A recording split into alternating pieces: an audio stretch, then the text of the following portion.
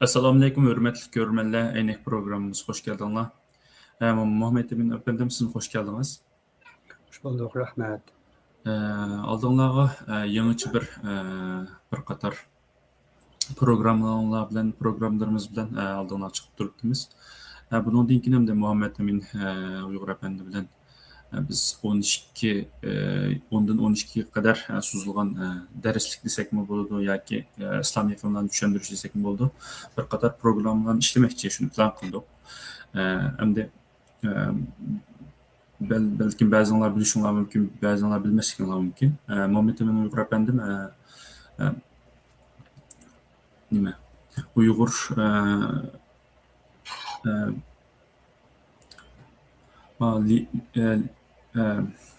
Divan.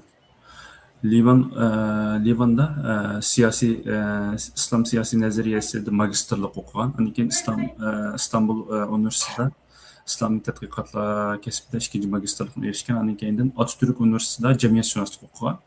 Hazır bolsa Marmara Üniversitesi'de yani okuşunu davamlaştırıp turuptu. Hem sualını başlap kessek. İslami iqimlar degan nima? Mesela vatanimizga ta'sir ko'rsatgan nurg'un islomiy iqimlar bo'lgan.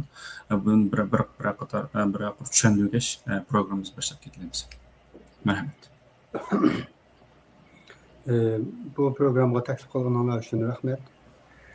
Haqiqatan bizniki bu temani ishlashimiz xalqimizniki azroq shu siyosiy angini qaytadan uyg'otish, İslami iqimlarniki günümüzdeki aktif halatları ve ötken asırdaki farklı ideolojik nimelerini, tesirlerini tunuş ve bundan ders çıkarıp Şarkı Türkistan'daki kelgüsüdeki siyasetlerine halkımızdan mı, teşkilatçılarımızdan mı her sahada vatan, millet, din için hareket kılıvatkan kardeşlerimizdeki yol hareketleri azrak bir faydası bolsun degan ümitte bu programını yani planlap oturuğa çıkarışga tirişip durup etibmiz. Qurbimizdan yetişiçe yani biz amal ve ihcam akademik ilmi üslupları ayıqan asasda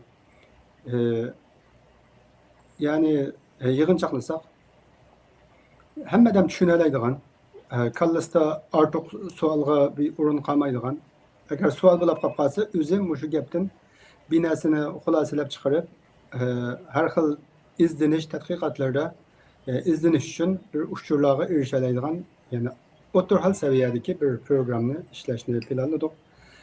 Program 12 hafta yani 10 haftadan 12 hafta geçe devam kılıyordu. Yani anladığım yani 10-12 silsile dersi şekilde devam kılıyordu.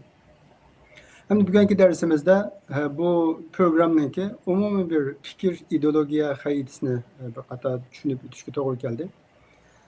Aldı bilen bu 19. asırdaki Şarkı Türkistan'a tesir gösterken İslami akımlar diye vaktimizde 19. asırda hakikaten vatanımız intayın daval goş, siyasi daval goş ve ilmi, maarif hem zahide hatta ictimai daval goşlarga mukaddime olan bir asır 19. asır.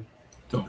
Hem de bu zamanını azrak kendine kayıtırsak zaten 1789'da Fransa inkılabı kozgulup bütün dünya karakterlik bir siyasi hakimiyetlerindeki şekillengen umumi dünya nimelerde insaniyetlerindeki mesela din, siyaset alakası, cemiyet, ibadethaneler, mescid, kenise ve Yahudiyanınki hem sahilde bir kalaymakançılık yeniden bir nime şekillengen vakit. Bu kalaymakançılık hem de garipninki terakkiyatı yükselişi, teknikide, ilim marifette, medeniyette, çık neslerde yükselişine sebep olan olsa, afsus İslam dünyasında nurgun çükeş ve mağlubiyet davalgışıqa sebep bulanlar.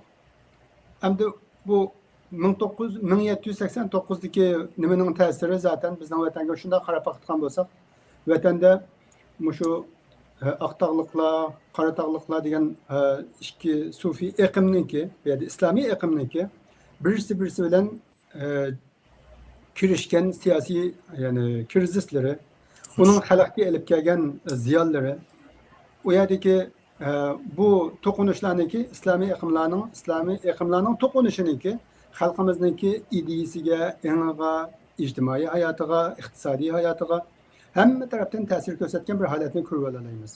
Ammo yig'ish uchun masalani 19-asrga, ya'ni 1800-yilning o'rtalaridan tortib tarixga qarab baqsaq, onun beşidimiz zaten bizning vatanniki Turpan, Xotan hamma yerda inqiloblar deydi. Ammo inqiloblar düşmanga tajovuzga qarshi inqiloblar bo'lsa-mu, shu islomiy iqlimlarning ta'siri bo'lganligi uchun bu islomiy iqlimlarni yani yildizidan tushunish, konkret bir ramkasini tunib olish bizga muhim deb o'ylayman. Hatto xalqimizmi qaytadan bunda bahorga vaqtda tipik bir hissiyot yoki başkalardan anlamagan yoki ko'chalarda shunda nima bo'lib ketgan, popülerlar bo'lib ketgan gap so'zlarga tayanib emas, azroq buniki ilmiy tarixiy isbotlari, dalillari bilan tunib olishi muhim deb qaraymiz. Endi 18-asr, 19-asrniki o'tirlarda, ya'ni 1850-yillardan tortib bizning vatanda bo'lib o'tgan, masalan, Yaqub Bag'niki badavlat Qashqariya davlatiniki qurilishi va buning oldidagi xalqimizniki milliy kurashlari, mayli jihad ismi bilan bo'lsin yoki ulamoning aqoid shirkatlari bilan bo'lsin, har xil bunda tepshish, tirishish bo'ldi. Vatanniki, u yerdagi vatan, millat, din, bu üç omilni yani qutqizish, krizisdan chiqarish uchun millatning sarxillari, xalqimizniki sarxillari hamma sohadan tirishdi. Endi shuningga bog'lash uchun biz xalqarani bir tushunishimiz kerakchi shu vaqtda. Endi yuqorida dedik, bu Fransiyada boshlangan, yani Yevropadagi Rönesans, yani qaytadan uyg'onish aqoid harakatlariniki faqat bizning vatanga, O'rta Osiyoga emas, tamamı dünyanın hamma yerlariga taqilgan bir ta'siri bor. Endi bu ta'sir natijasida İslam dünyasida 3 tane cho'ng hodisada yani o'tirg'i chiqildi. Endi buni ko'rmanlarimizga yani bir aynak shaklda, programning ismi va aynak bo'lganligi uchun aynak shaklda bir qisqa bayon qilish to'g'ri keladi. Buning birinchisi, masalan, Turkiston diyoridagi yani Qo'qand xonligi, Buxoro xonligi, Xiva xonligi degandek Türk İslami orda siyasi hakimiyetler g'olab tushdi. Yani Çar Rusiyaniki istilasıga g'olab tushdi. Bu yerga yani tugidi vatanniki siyasi yani igilik huquqlari. Qarab baqsaq 500 yil hukm sürgen yani Baburi hükümeti Hindistan'da yani İngilizlarning istilasıga tushdi. Yana qarab baqsaq yani 3 qit'aga suzilgan tarixdagi eng kuchli imperiya deb atalgan imperiyalardan birisi bo'lgan, yani Osmanlı imperiyasi, bular hem Araplarga, hem Türklarga va atrofdagi butun xalqlarga siyosiy birlikni tutib turgan bir nüfuzdichu İslam dunyosiniki eng muhim tugruklaridan birisi edi. Ammo bu mu yani tadrijiy holatda yuqori deganimiz shu Yevropadagi aqoid shirkatlari sabablik 1839'da Tanzimat dönemi de bir dönem başlandı Osmanlı. Hoş, doğru. Bu Tanzimat dönemi başlanıp Tanzimat zamanı. Padişahın bir buyruğu bilen yani qaytadan ıslah buluş 1856'daki hatta yani asas kanun imparatorluğunun asas kanunu özgertiş, islahat kılış fermanı mesela. Bu akımağa kelgen yani fermanla islahat hareketleri nimeni direkt bitti desanlar. Muşu Müslümanlar toplumunda, Müslümanlar cemiyetinde hakimiyetin meşruiyetini koçulaytkan. Demek gariptikidek yani dini liderlikninki çökevatkan bir zamanıga to'g'ri kelganligi uchun Müslümanlar tadrijiy holatda Osmanlıning siyasi meşruiyeti, dini liderlik, dini başlamchilik meşruiyeti qatorliqlarni surish qilishga boshladi.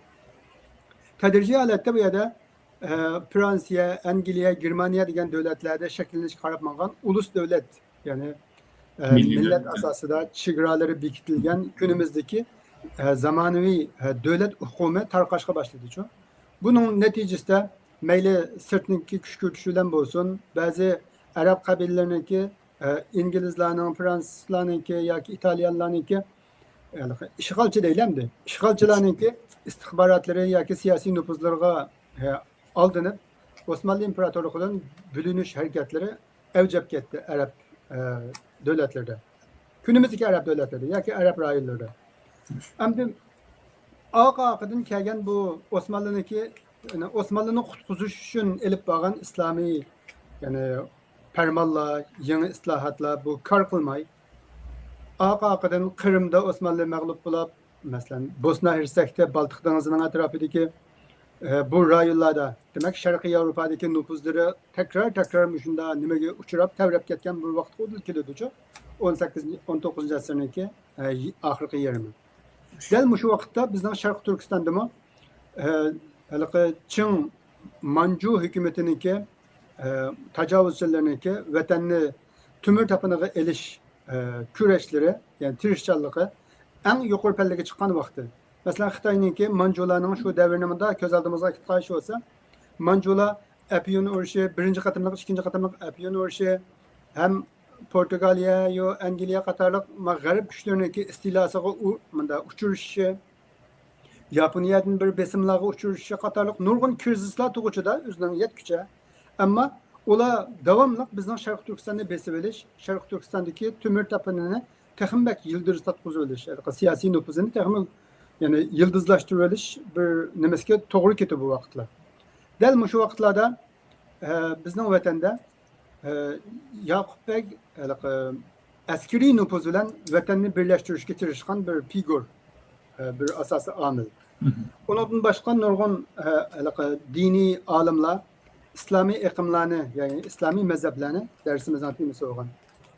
Mushuningdan chiqish qilib turib, tajovuzga qarshi chiqish, zulmga qarshi chiqish yoki islomiy birlik degan shuar asosida bu yerda madrasalarninki rolini, masjidlarning rolini, nüfuzli ulamolarning, baylarning rolini yaxshi joriy qildirib, ya'ni mayli kamchiligi yo ortiqchiligi bilan bo'lsin, ya'ni Yaqup Begning atrofiga to'plashib bir davlat qurgan tariximiz var, parlaq tariximiz.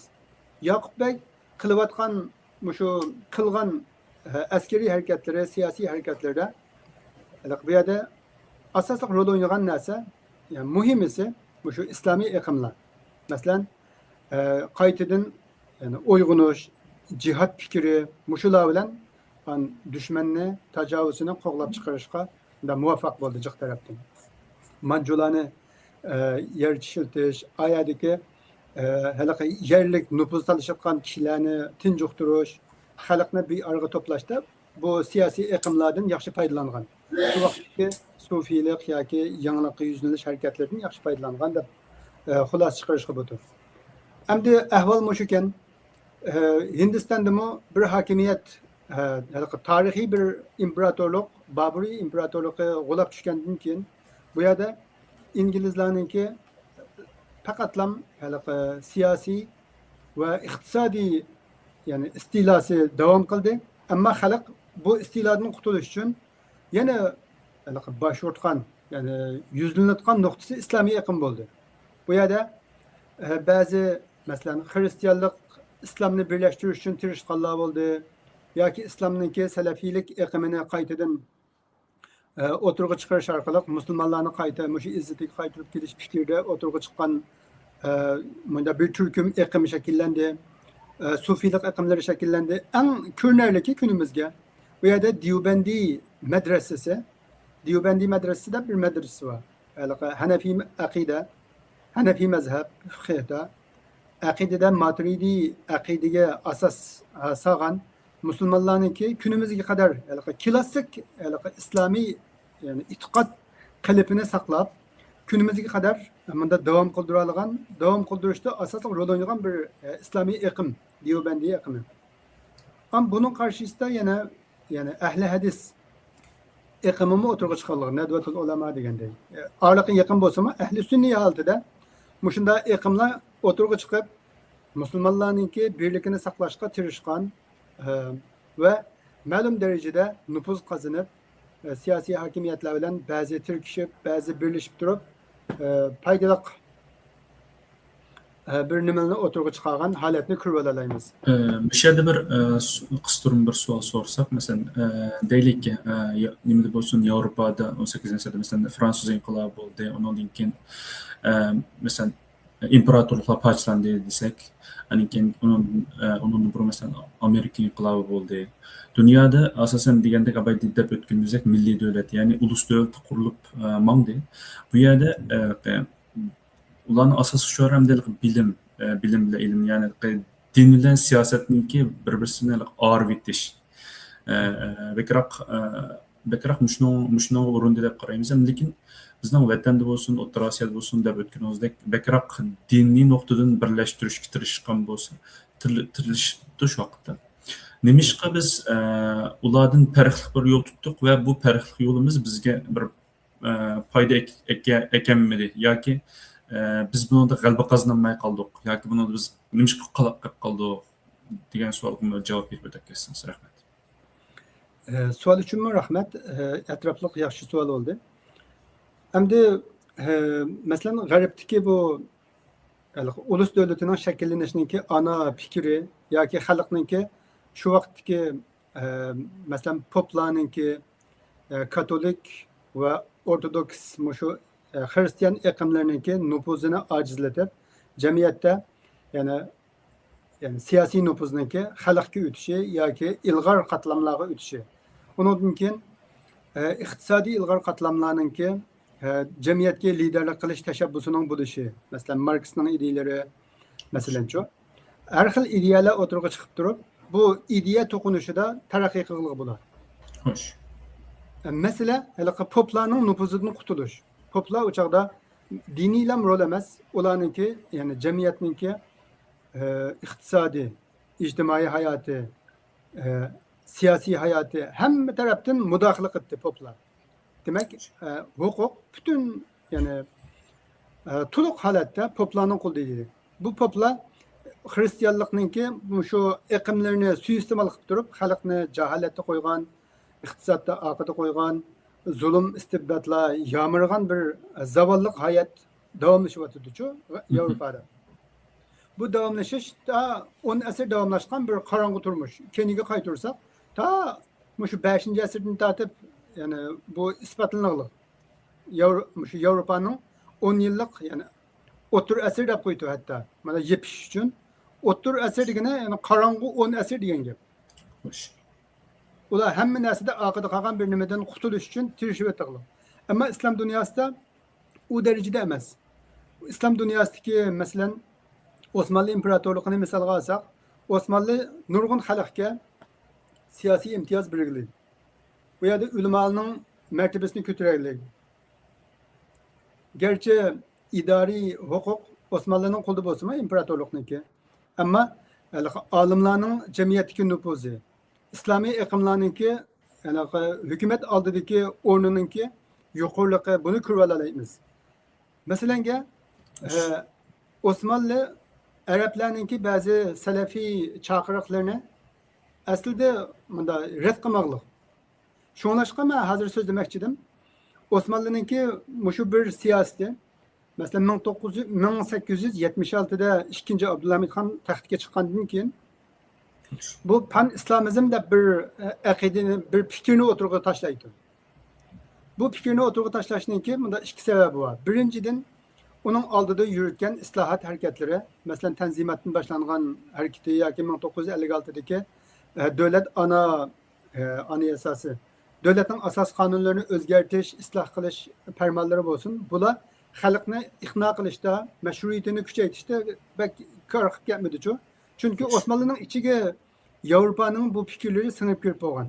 Yani dini liderlikning yani çöktürülüşü, muhimligi Osmanlı'da nurg'un yoshlarninki fikirga sınıp olgan. Şuna Osmanlı'da mı mesela geniş yani yoshlar hareketi, İttihat ve Terakki hareketi mesela bazıları masumluğu tutashgan, bazıları Avrupa'nın şu nimelerge inqilab hareketlerine tutashgan nurg'un iqimlar Osmanlı'nı hal sirtiqli. Osmanlı bir taraftan askeri nüfuzunu qo'g'dash uchun tirishsa, bir taraftan bu fikri ideolojik holatdagi nüfuzunu qo'g'dashga tirishinglar. Endi Osmanlı'nın hali, Araplarning hali mayada desak, bizning vatanning hali boshqa bir durumda. Bizning vatanda masalanga bizning qo'shni ellerimiz G'arbiy Turkiston, Char Rossiyaning bunda istilosiga uchraganlar. Char Rossiya bularga ideologik bunda urush ochmoqlik boshda. Chunki G'arbda o'tirg'i chiqqandek o'tirg'i chiqmoqlik bu yerdagi nimalar. Biz bu O'rta Osiyodikilar, Sharq Turkiston, G'arbiy Turkistondagilar biz faqatlam dushmandan ideologikdan bakroq askariy siyosiy nüfuzda istiloga uchrashga boshlaganlar. Ammo Osmanlı tarafdan hem ideolojik, hem siyasi, hem askeri, hem bir taraftan nimaga uchraganlar? Zulm hujumga uchraganlar. Bunda sharoitda endi mushu istilo, hujumlardan qutulishning bir chorasi sifatida O'rta Osiyodagi an-nuxba, sarxillar, mayli ziyolilar bo'lsin, mayli ulamolar bo'lsin, yoki madrasa, maktablar bo'lsin, bular xalqni istilodan qutulishning chorasini ikki narsada deb o'ylaydi. Buningki eng tipik bir namunasi İsmail Gasparali başlatgan. İsmail Gasparali'ni ko'p qarindoshlarimiz biladi. Türk dunyosidagi yani jadidchilik, yangilikchi harakatning boshlamchisi. Endi bu yangilikchi harakat O'rta Osiyoda boshladi. Bizning Sharq Turkiston, G'arbiy Turkiston, hatto Rossiyaning hozirgi nimasidagi Qozon, Tatar, mushu atrofidagi Türk dunyosiningki ichida bu jadidchilik harakati boshlandi. Bu jadidchilik nima deydi desanglar? Vatan, millat shunda zulm, istibdodga duch kelsimi, bu islomiy iqimlar ba'zi xurofotlik, o'zining ichidagi mazhabparastlik, qaloqlik qatorliq nurg'un salbiy taraflar bilan to'plamga liderlik qilolmadi. Bu yerdagi mayli sufiy iqimi bo'lsin, mayli yaboniy nima deylar? Yani pichak salafiylik bo'lsin, shu davrdan beydichi bu fikrlar. Bunda bo'lganligi uchun bizning O'rta Osiyodagi bu yangilanish harakati bir tarafdan Türk dunyosida boshlangan jadidchilik harakatiga yani nima qildi? Uchrashdi. Yana bir tarafdan Arab dunyosida o'tirg'i chiqqan bu yangilikning boshqa bir shakli bo'lgan, yani asliyatchilik. Bunu asliyatchilikni salafiylik desakmi bu? İlmiy salafiylik. Günümüzdeki salafiylik emas amma. Yani ilmiy jihatdan İslam'nınki birinci avlod, ikkinchi avlod, uchinchi avlod İslam'ның bayroqlarlarınınki yo'liga ergishish. Bu xurofotlikqa patqan, har xil qaloq mazhabchilikka bunda kirib qilib, o'zining dunyoning nerede yashayotgan, qanday sharoitda yashayotgan, bunda holatni bilmay qolgan mazhablarni bir tarafga qarib qolib turib, bütün dünyanınki qaytadan İslam'ның haqiqiy ruhiga qaytarish chaqiriqida bo'lgan bir iqim bor. Bu iqimning boshlatquchisi, siyosiy boshlatquchisi Jamoliddin Afg'oniy. Masalan, Jamoliddin Afg'oniymi Türk dunyosida shunda cho'gilab yurib, Arab dunyosida cho'gilab yurib, oxiri Yevropaga borib, Yevropaniki shu uyg'unish harakatlarini ko'zdan kechirib, oxirida Urvatul Vusqa, ya'ni mustahkam tutqu nomida jurnal chiqarib islom dunyosini oqarishga tirishdilar. Uning shogirdi Muhammad Abdu Misrliq bu olimni Azhardagi o'qituvchilik va muftiylik nüfuzlaridan foydalanib, ulamolik salohiyatidan foydalanib turib, arablarning engini qaytadan o'yg'itishga, tajovuzchilarga qarshi turish, idiviy birlikni saqlash chaqiriqlarida bo'lgan. Endi bu chaqiriqlar bilan shu Osmonlidagi yani acizleşiş ve bu acizleşkan nimeni qayta asli keltirish chaqiriqlarda uchrashgan noktalar var. Qaysi noktadan desa, mesela 1876'da Sultan Abdülhamid Han'ninki shu fan islamizm shuarını o'tirg'i chiqarib, fan islamizm deganimiz endi bu siyosiy atalg'u. Bütün dünyadaki Müslümanların birligi. Gerçi mesela Şarkı Türkistan Müslümanları Xitayning istilosiga uchraydi deyli, günümüzdekidek. Hatta Xitayning ichidagi Müslümanlar deyli, mesela Şanghay Beyjan'daki Müslümanlar. Ya dünyanın nerede bo'lsin, Müslümanlar gavdasininki qayta birlashishi. O'zini Müslümanlarning, tamam Müslümanlarning xalifasi deb atab, Hindiston yo hatta Yevropa, Afrikaning taraflaridagi Müslüman ellerge bir İslami birlikninki ruhini bu yerda o'tirg'a etig'liq. Hem bununki halaqi qadamlari sifatida Sultan Abdülhamid Han'ninki 1908'de Beyjingda qurgan Darul Ulumul Hamidiyya deb bir oliy maktab bino qurgan. Mening shu vaqtda bir maqolam bor. Xalqalla o'quvasi butun. Akademiya torbetida chiqargan. Masalan, undan boshqa Suriya o'zininki hokimiyat doirasidagi yerlarga qaytadan maktab silish, yangilik chaqiriqlarini Sulton Abdülhamid Han o'zi boshlatgan. Hatto musulmonlar yashamayotgan yerlarga islomni yeyish uchun, masalan, Yaponiyadagi, Afrikaning taraflaridagi yerlarga maktab silishga, madras silishga jiq kuch chiqargan. Bu sharoitdan bizning vatanimiz quruq qolmoqli. Bizning vatandagilarmi Osmonlining shu imperator ekanligi, dunyoni qutqizish uchun tirishayotgan holati masalan. Bu holatni ko'rib turgan ekan, hanimidir musulmonlarning birlashmishida bu birlikda kuchi va deb turib, Yaqubxon Badavlat 1865da shu davlat qurilib 65da rasmiy qurilganligi e'lon qilindi. 63da bu nima qilib masalan harakat rasmiy boshlandi. 67'lerge bargan çağda birden de ağırlıkta özününki alakasını Sultan Abdülaziz Han'a yetkizip boğan, tutaştırıp boğan.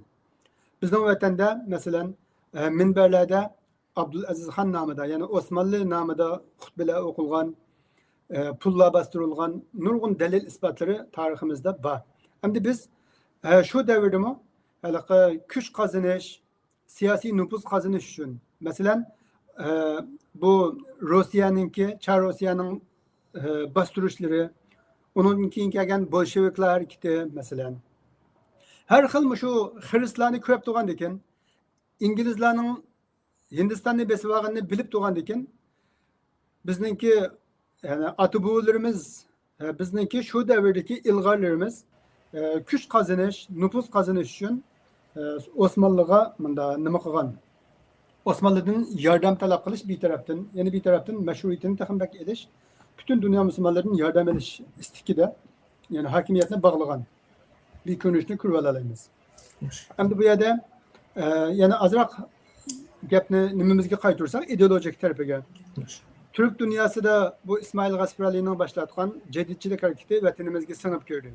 Vatanimizda medrese, mekteplerde ulamalarımız yani iki kısımga ayrılganligini kurvalayımız. Bir taraf şu yenilikçi hareket, cedidçilik. Bunun asaslık şuarlarına da qarab baksak, mesela fikirde, harekette işte birlik deydi. Fikirde birlik degeni ideolojik bunda birleşişimiz gerek deydi. Türk dünyası, Müslüman dünyası. Harekette degeni biz tamamen şunda zalimden kurtuluş, vatanını birlik keltiriş, vatanını asli keltiriş, yani hukukumuzu asli keltiriş için hareketlerimizi birleştiriş gerek deydi. Mesela günümüzde mi bunun artgan nurgun derslerimiz var. Mesela ziyali ulema yoki Vahabi, Sufi, Salafi degan shunda bölünüşninki fikir iqimning ayrılışınınki xarakterini to'g'ri tushunib, biz g'oyamiz shu vatanni qutqizish, zalimga qarshi, istiloga qarshi, ihtilolga qarshi vatanning egilik huquqini, xalqimizning hurmatini, izzetini qaytaramiz degan ekanmiz. Müşerideki bölünüşünün xarakterini to'g'ri tushunish ve birleşen yerde birleşiş. Yani asas hedefte birleşiş diyen bunda şu halini ügengel otur şu devirde. Hem de yenilikçi hareketlerninki en başlamçılardan mesela Abdülkadir Damallam'ınki hem akide hem mektep dersleri yoki fenni derslerini ıslah kılış hakkındaki tirişçiliklerine nurgun qarindoshlarimiz şahit. Tarihi vesiqalarımı intayin köp bu sahada. Yeni bir taraftan qarindoshlar bu yerda silon surat yo'qlab ketdi ya. Merhaba. Tamam. Yeni bir taraftan bu yerdeki cedidçilik hareketininki ana ideolojisi qarasak, mayli Gasparali'nin hareketi olsun, onun keyinki Fahreddin mesela Musa Carullah qatorliq şu hareketning başlamchilariga qarasak, bular ma'rifga bek kuchigan. Xalqning ma'rifini, ma'rifatini, ularning engini aqartish hareketiga bek kuchiganligini ko'rib olamiz. Ammo Osmonlidagi bu islomiy birlik shuari Bu yerda siyosiy ekanligini bilalaymiz. Halaqa musulmonlarning siyosiy nufuzi yoki Osmanlılarning siyosiy nufuzini qayta ekilish, qaytirib kelish. Bu siyosiy tarafidan. Hem de ictimai tarafidan, yani dini tarafidan yeni bir yani iqlim şekilleniglik, güçlük iqlim o bolsa yani haqiqiy salafiylikka qaytish. Halaqa İslamninki an'anaviy shu birinchi, ikkinchi, uchinchi avlod musulmonlarning davridagi islomni yashash. Keyingi tafriqchilik, qaloqlik, har xil bo'linishga sabab bo'lgan iqlimlarning işkencesining qutulish shu archisi. Bo'lgan bu tarafga bu ta'sirini ko'ra olamiz. Demak, diniy, ma'arif va siyosiy sohalarda uch tarafda uch xil iqlim shakllaniglik bizning vatanga har uch iqlimning yani nimasi birliq.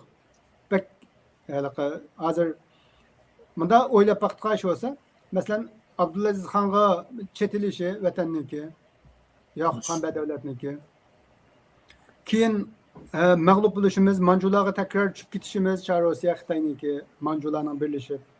Bu yerda bir siyosiy mujodala bor. Bu siyosiy mujodalaga siyosiy xalqimizniki, yani nimalari bor? Kurashlari, tirishchanliklari bor. Endi ma'arif nimasida xalqimiz zaten maslashig'liq. Ma'lum darajada qaloq mutaassib ba'zi mayli ulamo qatlamdan bo'lsin, mayli yerlik qatlamlardan bo'lsin. Bu yerda ulamolar emas-ku, bu yerdagi mutaassiblar. Hatto baylarmi bu mutaassibning qatori bo'lgan, masalan, Ömer Bay deganlar danliqqa shu jadidchi, istihohatchi ulamolarga qarshi pul xarjlab, yo'jiq pasachilik qilsalar. Masalan, Shabtulda Mollam degandan-ki, masalan, bu o'zi bir taqlidiy sufiy bir olim ekanligi ma'lum. İlim cihetimi hali yaman emas, o'quv, ilim ilig'liq. Ammo shu davrdagi siyosiy nimalarga moslashib, siyosiy bosqinchi istilo hokimiyatlar bilan moslashib turib, islohot harakatlariga qarshi qilgan ba'zi munozirlari va tirishchanliklarini, ba'zi urinishlarini ko'ra olamiz. Demak, vatan bizning vatanga shu islom dunyosidan siyosiy ta'sirlarmi, siyosiy iqlimlarning ta'sirlarimi nihoyat yaxshi nasibasini olib kirdi, tutashdi. Ma'arif jihatdagi islohot chaqiriqlarini joyida qabul qildi. Diniy jihatdagi islohot chaqiriqlarini buni qabul qildi. Diniy jihatdagi islohot chaqiriqlariga misol olishga to'g'ri kelsa, masalan, Sabit Damollamniki yozgan ba'zi asarlari bu Muhammed Abduh, Muhammed Reşit Rıza degandek Mısırda o'tirg'i chiqqan salafiylikdan ta'sir olganligi yani aşkara. Hatta yazışkan yazmaları var. Menar jurnalida Sabit Damollamning avatgan maqolasi e'lon qilinadi. Hatta Menar jurnalidagi egasi Muhammed Reşit Rıza degan dongli ulamo arbab İslam dunyosidagi eng mashhur ulamolardan birisi. Bu Sharq Turkistondagi 1905'te bulavatgan 1905'te e'lon qilgan maqolalar var ekan. 1930'da e'lon qilgan maqolalar var. Vatandagi bunda holatlarni tasvirlab bizning vatandagi ahvollardan islom dunyosini xabardor qilib turgan, aloqani islom dunyosiga chetib turgan bir holat bor. Ammo diniy jihatdan bog'lanadi. Hamda bu diniy jihatdan bog'lanib turib, islom dunyosiniki islomiy bir siyosiy organga chetilib turib, ya'ni xilofat markaziga chetilib turib, bog'lanish degan bunda chaqiriqlarga ovoz qo'shgan bir olim qatorida Abduqodir Damollamni misol qilishga bo'tin. Endi jiqla bu ko'rmanlarimizning ba'zilarimizning qilishga ba'zi savollar kelishi mumkin. Abduqodir Damollam milliy bir kishi edi. Tamam, milliyligi unida shak yo'q. Uyg'urligi, vatan millatining eng avangard o'g'lonlaridan birisi ekanligi, vatan millatining g'amini yeydigan bir olim ekanligida hech qanday inson shak qilmaydi. Buni tartishmaymiz. Ham tartishmasligimiz kerak bo'lgan bir haqiqat bor. Abduqodir Damollam dinni xurofotlikdan, mazhab tafriqchilikdan yani ayırıp haqiqiy islomga qaytish uchun, haqiqiy musulmon yashash uchun ayadagi xalqningki islomiy kimligini qaytadan yani isloh qilish, yangilash bunda tarafdordagi eng avangard ulamolardan birisi. Bu yerda davomli Abduqodir Damollam so'zlanadi, boshqa ulamolarimiz mujiq. Ammo biz vakil xarakterlik bunda nimalar gap qilganligimiz uchun bundan shunday so'zlab o'tib ketsak bo'ladi. Endi xarita mushunchilik İslam dünyasında şu devirlerden. Demek 19. asrının ikinci yarımı bizning vatan g'ana emas, tamamen İslam dünyası, meyli Araplar olsun, Türk dünyası olsun, hemisi meyli siyasi hem meyli ideolojik noktalardan olsun, ya ki muşunda kültürel medeniyet cihetlerden olsun, Avrupa'nın, Hindistan'daki baskınçı hakimiyetinin, Xitay'ın, Çar Rusya'nınki bu Türk dünyasına besip gelişi, onun için Bolşevik hareketinin oturuğa çıkışı, Lenin'in hareketleri, Türkistan diyarınınki tamamen işgalga, yani çıkıp gitişi, Sovyet İttifakı'nın kurulu. Xo'sh. Muşunda bir hakikatlarga şahit bulumuz bu devirlerde. Hem de muşu rayonlarının ahvali muşunda boğandan keyin bizge muhim boğan bir tarafı Abdülkadir Damallam'ınki çakırıklardan ma'lum derecede bazı çakırıklarını bir to'g'ri tushunishga ihtiyacımız var. Bunun birincisi dinga chin asilish chaqiriqi var. Bizningki bosqinchilarninki qarshisiga chiqishimiz uchun bizni uyg'otgan, bizni tirik tututgan, ruhliq tututgan bir bog' cho'qim din bo'lish kerak deydi. İslamimiz bu bizni qutqizgan bir halqa, bir bog'. İkincisi bu bağını sağlamlaştırışımız gerek deydi. Sağlam bir ruhga ega qilishimiz gerek. Bu chaqiriqda hem dünyavi ilimlerini, ilim fenni intayin yuqori derecede ügünüş chaqiriqi var. Mesela şu 1920-1930'larda bizning vatanda mesela Şivitlarninki chiqargan kitapları olsun yoki madrasada o'rgatilgan darslar bo'lsin, hatto 1908-1905'larda bizning vatanda tarix, coğrafya, biyologiya, anatomiya qatorliq nurg'un ilmlarninki nihoyatda sistemalik bugun bizning vatanda o'rgatilgandan yaxshiroq darajada o'rgatilganligini ko'rib olamiz. Dalil isbotlarimiz, vasiqalarimiz qo'limizda bor. Matematika darslarininki shunda ilg'or o'rgatilganligi, hatto bir yer osti madrasalar, g'ayri rasmiy madrasalardami matematika darsininki intayin ko'ngil bo'linib, yaxshi o'rgatilganligiga isbotlar chiqyotidi. Qo'limizda vasiqalar bor. Demek Abdülkadir Damallam'daki ve onunki Katar'daki nurgun islahatçılar şu İslami uygunuşka çağırgan. İkinci bir tarafı hatta Musa Carıllama şu Katar'da. Aslı özü Türk bir alim ama şu bozuk akidelerge karşı bozuk tefrikatçılık, mezhepçilik diyen şu neslerini yaxşı idare kılış için nurgun yani makalelerini yazgan. Tercüman gazete mesela. Kazan'da çıkan, bizning vatanda çıkan nurg'un gazetlar bor. O'zbekistonda, Buxoro, Samarqandda çıkan gazetlar, jurnallar, hatta yazgan kitapları, Arap dünyasına avatib turib u yerda nashr qilgan nurg'un materiallarmi biz Türk dünyasının uyg'unishi, Sharq Turkiston xalqininki istilaning oldida, ideologik hujumlarning oldida irib ketmasligimiz uchun ko'rsatgan tirishchanliklardan bir örnek deyishga budur. Ahirda Endi oxirida degandek abayq suolni oxiriga men bu gaplarga ozroq qo'shib qo'yay. Endi haqiqatan Abduqodir Damallamninki bizga deymiz oqartish harakati deymiz. Oqartish harakatidagi bo'lgan nimasi ajoyib yuqori ekan endi. Ba'zida men Abduqodir Damallam degan bir romanni o'qidim bu deyman. O'qigan vaqtda masalan bu biz 15 yilda o'qigan narsani 5 yilda o'qitib tugataylik ekan. Bunda qis ilmniki qanday hurmat qiladi deb shu davrlarda hamda nimniki cho'nglarning deb berishicha masalan madrasaga ketib shu vaqtda o'shada noyaqamdi yoki shuning xizmat qilamdi butun masalan 40 yil o'qigan, 30 yil o'qigan bu yerdagi o'qigan narsaning qanchalik emas, faqat ayada yil tug'an yil sonini hisoblanib bir mo'llamatılib qolgan avval bek chiqib bo'lganligi uchun ana keyin Abduxoliq Uyg'urning bek bir yaxshi bir she'ri bor. O'qivyapmiz bo'ldi 7 yil, endi keldik bobi istinjoga deb shu Abduqodir Damallam yo'l avatilgan bu she'r. O'qigandan keyin voy bu ajab nima aqlli bir nima ekan, yaxshi o'rganibdimi bu bek ta'sir qildi menga deb. Shu vaqtda bu o'qitish harakatniki bek uzrab ketganligini, buni tig'im qisqartib, tig'im ixchamlashtirib, azaytib buni rivojlantiramiz deb kelgan ekan-da. Mushning aqidamda biz nim deb qalab qolib qoldik shuncha ular bir kuchli ishlarda yoki o'zingizniki boshqa nima so'qib qolsa qo'shib javob bersangiz bo'ladi. Rahmat. Hakikaten Abdülkadir Damollam bu islahat çağrıklarda Abdülkadir Damollam şu yerdeki avantgard cemiyetteki yaşlar bilen maslaşkan. Abdülhalik Uygur'unu mesela aldığımızda mesela Xitay mı ya ki ziyalilerimiz mi bir normal cemiyetteki edebiyatçı ziyali süpütüde bizge aldığımızda çıkırdı. Onun dini salayetimi ba insanca Abdülhalik Uygur. Xo'sh.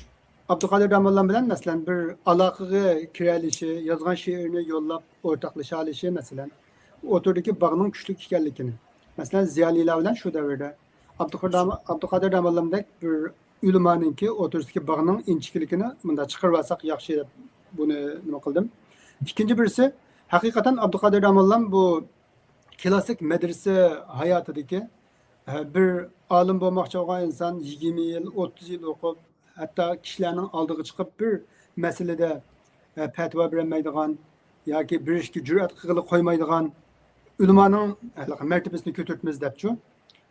Hatta ilmmi anda ilinmaydigan uslubning, metodninki qaloqligidan.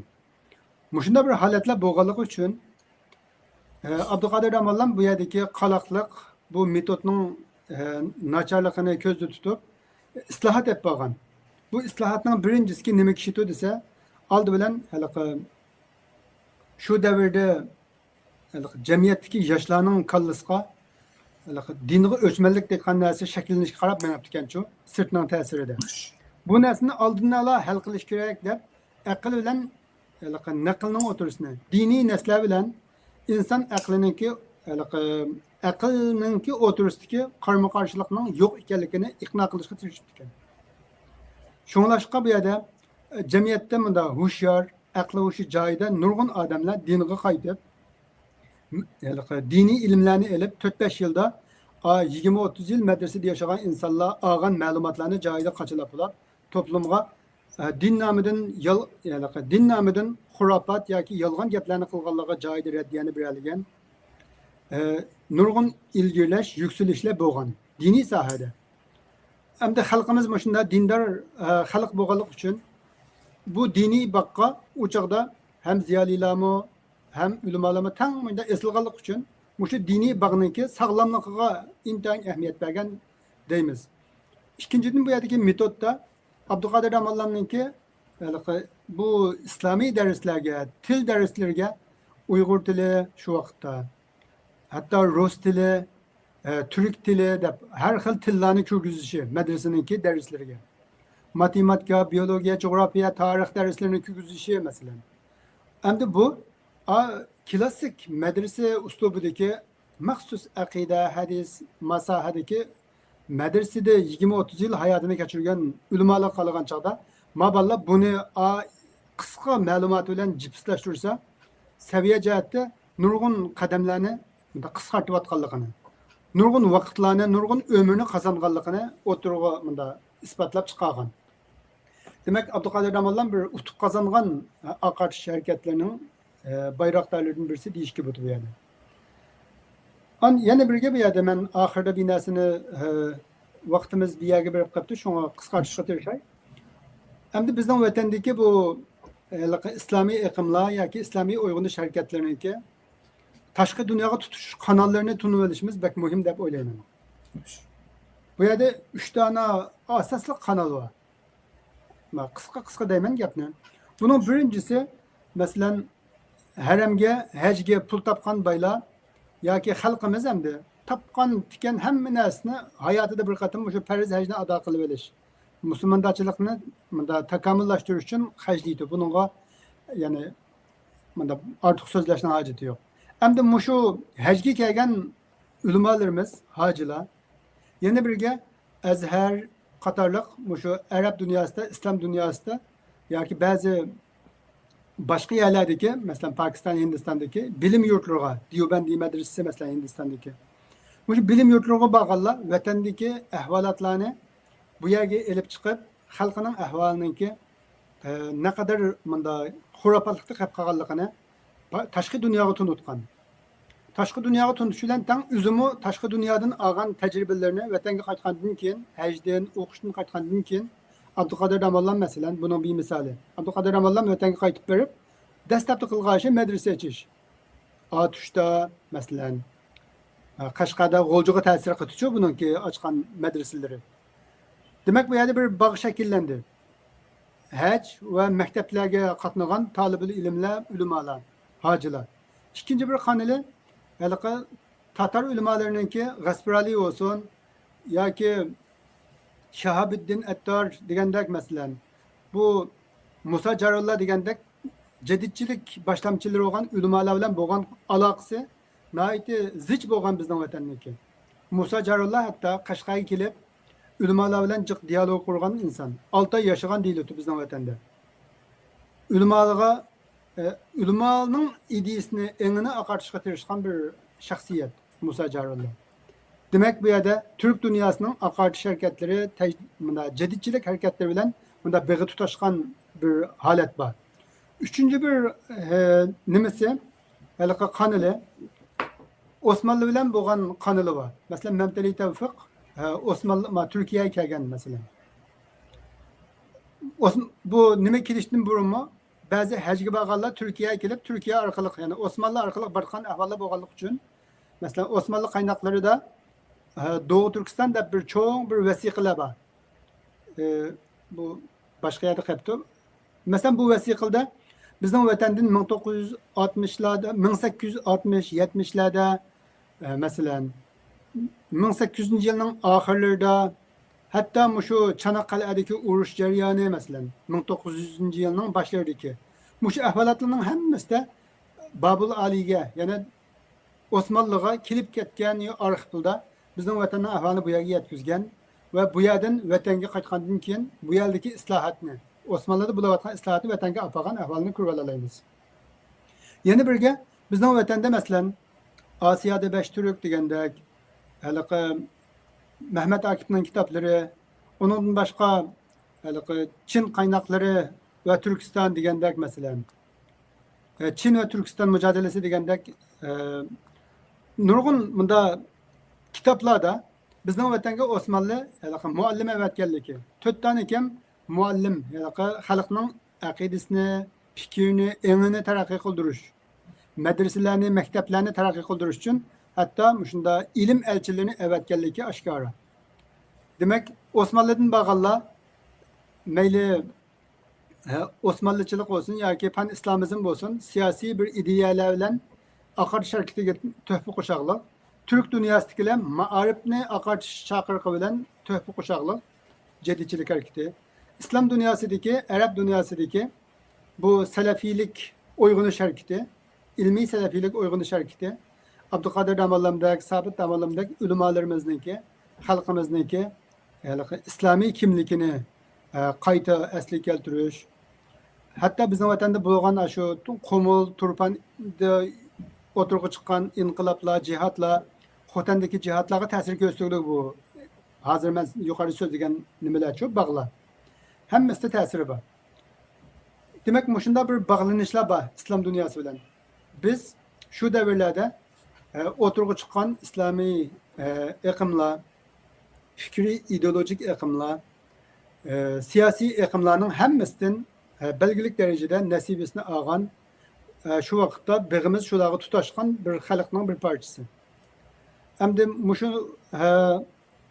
sharoitlarni bir qator xaritalarini ko'rgandan keyin oldimizdagi darslarda inshaalloh buningki gavdilik ba'zi small xarakterli tashkilotlari yoki iqim shakllanib turib vatanga ta'sir ko'rsatgan misollari bor.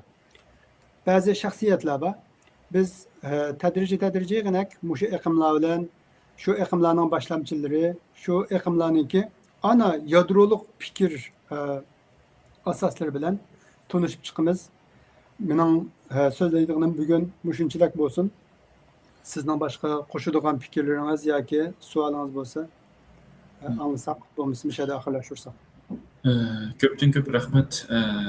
Nurgun anlıqçılar, kızıqçılar deydi. Bunun hem de anlap kulaqdan mollalanmagandek çok iznişik doğru keldi. Amma hali bir deymiz bir kızıqçıga nisbeten qandaq ketiş, qandaq izniniş doğruluq hem de bir qısqa bir düşündürüş boldy dep qarayman bunu. Ahirida bir qiziqarlıq bir hikayeni bilen ahirlaştıray dep qarayman. Şu davrda hem de medrese hayat abay dep ötkendek, elbet uzurap ketkendikin.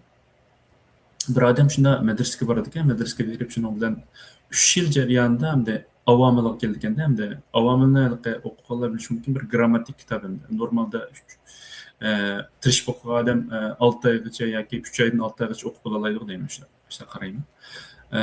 Bu adam şuna 3 yıldan keyin yenip kelip medresege kelip ay damıllam tabliq sözlep bəslendi. 3 yıl oldu sizlar okup atkıl degendiki şu an turup ketip nimedem dep oylap şuna şu kitaplar müderrisinden başlayırken el-avamil fi nahvi ala ma allafa ve eşşeyhul imamul fadil o da. Şuna başlagandan şuna bu bu halkımı düşünmeydi bu gapni düşünmegendikin bu adam nayt biz bilmeydigan noji gapni qıvatdı acayip noji gapni qıvatdı. Endi şu vaqtniki deymiz halkning ang seviyesi yoki medrese o'qiganlarning ang seviyesini ham mushun qarab mush hikoya qaratam qisqa tushunib olsak bo'ldi deb qarayman.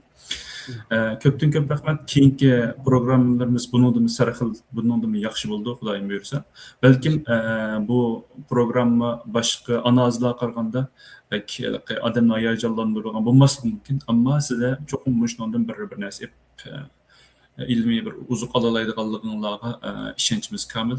Hammalarning vaqtinglarni ajratib bu programmamizni ko'rib berganinglarga köpten köp rahmet. Kelar qatim ko'rishgacha omon bo'linglar. Allohga omonat.